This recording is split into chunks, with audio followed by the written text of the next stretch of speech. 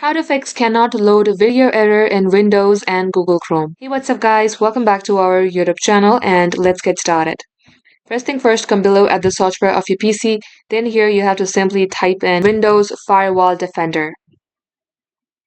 As you do so, you will see Allow an App or Feature option. Open it, then you have to click on Change Settings. Once you do so, click on Anywhere, then type in G.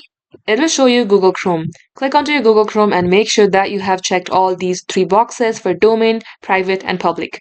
Once done, click on OK and close it. Now for the next step, open up your Google Chrome.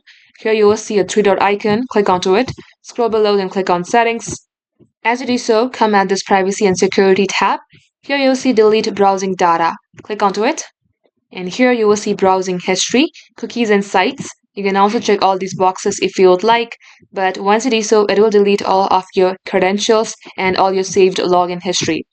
Now you can go ahead and click on for last hours or 24 hours. Once done, click on Delete Data. Once it's all done, restart your device and this shall definitely fix your error.